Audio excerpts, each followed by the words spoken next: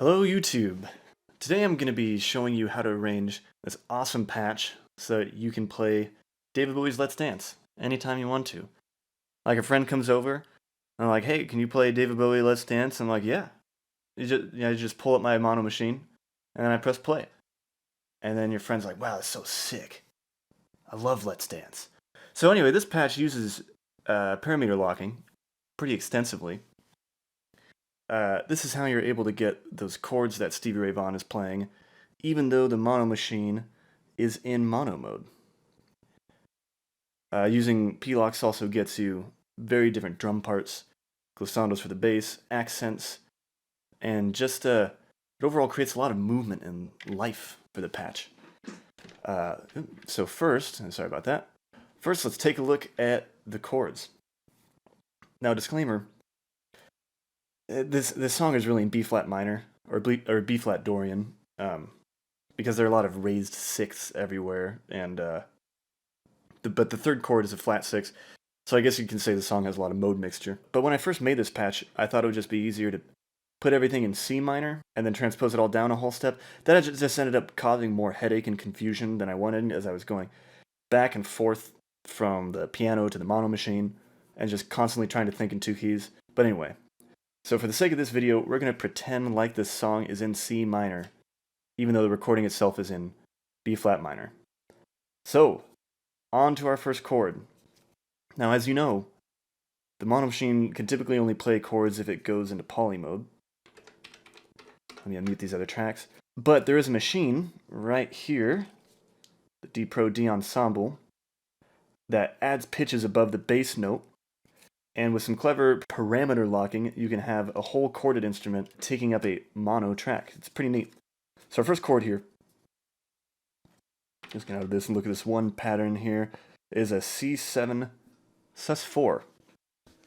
And by my ears, it was built up with the 5th on the bottom, and then the 7th, and then the root, and then the 4th. Or the 11th. Take your pick. So this requires a little bit of theory. I guess you could kind of plunk around and guess at what these pitches would be. That's pitch 2, pitch 3, pitch 4. But I just find it so much easier and nicer if you know what you're going to need. If you already kind of look at the piano and say, hey, these are the notes I need. They're this interval apart, etc. So G to B flat is 3 semitones, or a minor third. G to C is 5 semitones, or a perfect fourth, and then G to F is 10 semitones, or a minor seventh. So let's listen to that, and let me take off the effects too, so you can hear just what it sounds like, the raw sound, because it's nothing. The sound itself is nothing crazy. It's really all the other nice stuff, and it goes into it that makes it kind of juicy. So. Pretty basic. The important part here is to see these intervals and to build them up as such. So then you just take this note, copy it, and if these weren't here, just paste it, and then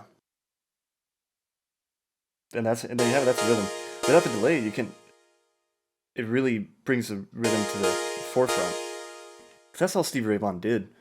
It's just that dotted eighth and then landing on a beat 3. So then how do you get to the next chord? Well, you have to parameter lock the other pitches. And the second chord is a C minor 6. So here, I'm on page 3 now. Bar 3.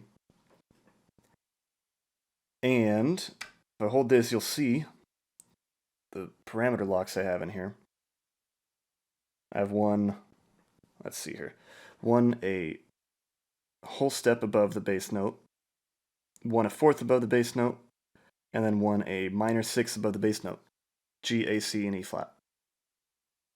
And then again, you can copy and paste it. So then you just keep going like this for a while. Let's go to the next pattern here.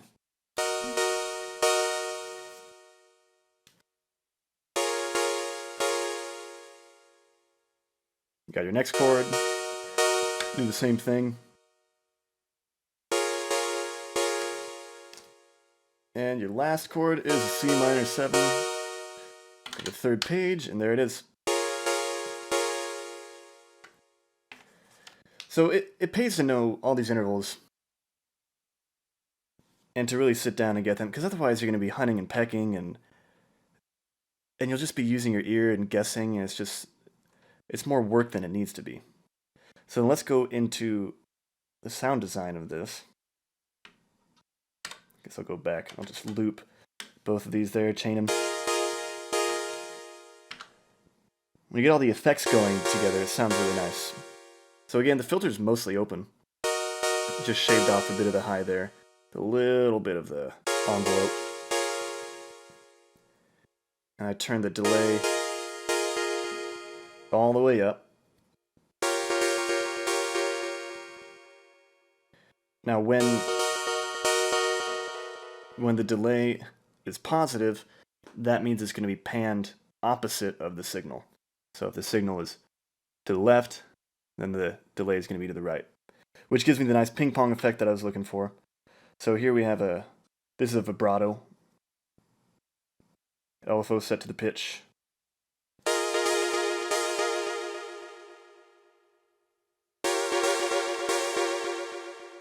Sounds pretty good. Then, of course, LFO set to the panning. I think I have this one pretty high. Oh, yeah.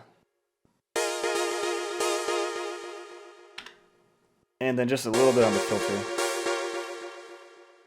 Just to give it some more life.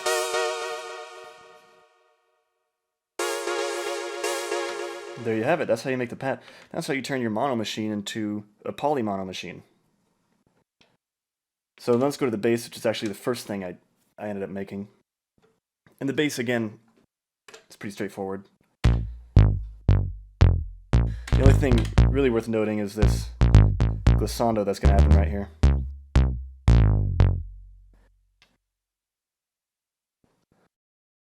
Because it's mostly closed the whole time. But here, so you can tell the regular decay is not even at noon, and then here I had the decay longer, and the release a little longer too. So that way when the glissando happens, and these trigless trigs happen, which make the pitch good, because the pitch here is C. Oops. Ooh, I messed up.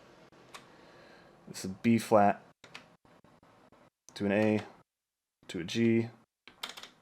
Get that back to where you were. That way you get a smooth slide that the bassist does on the end.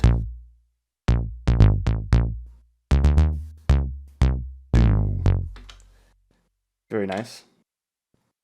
Got a bit of chorus on it. That's it, nothing too crazy. Let's go to the drum track now.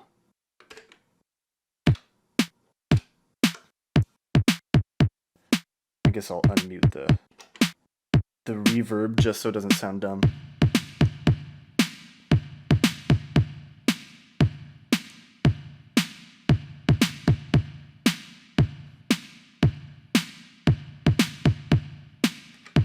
So with these drum tracks, the kicks are always a C, and then the snares are always C sharps. So you just, it's kind of the same thing as with that chord track. You just take this, copy it, paste it. Lots of copying and pasting. But again, because I transposed, I messed that up. So because I transposed the whole pattern down to, I transposed the track up to, just to make it's a headache. I believe I added a bit of accents on the 2 and 4. No, let me do that right now.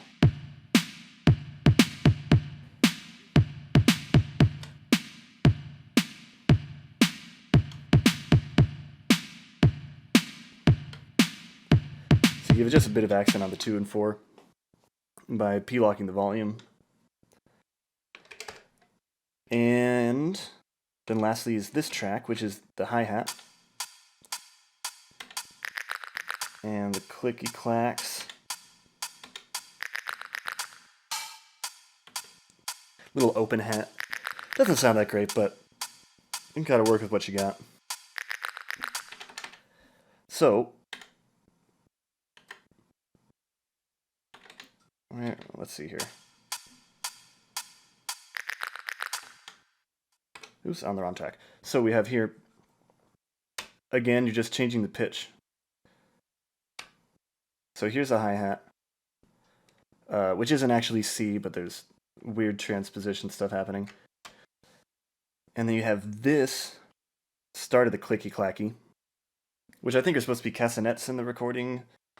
I'm not sure. And I'll go to the synthesis page, and you can see that here the pitch is just a little lower.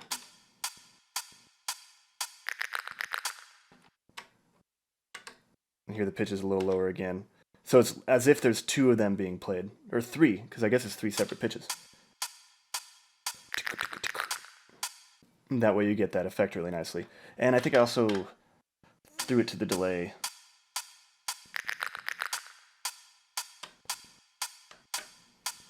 Oh, I kind of did this backwards, but I didn't have any delay on any of the hat hits. See from the P-locks. But on the castanets, I did. And I also panned them differently. Or I should have. I guess I kept them panned right. And then I just had the delay positive. Now, I got track 5 open. I thought about maybe putting a compressor on it. I'm sure there are a lot of things you can put on it. But once again, all together, and with the reverb too.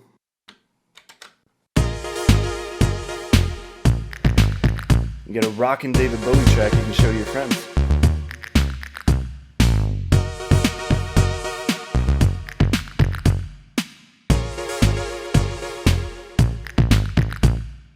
I hope you enjoyed this tutorial, and I hope it gives you an idea of what MonoMachine can do, because it's capable of so much more, and it's starting to become my go-to for creating backing tracks and just using as live recording for songs.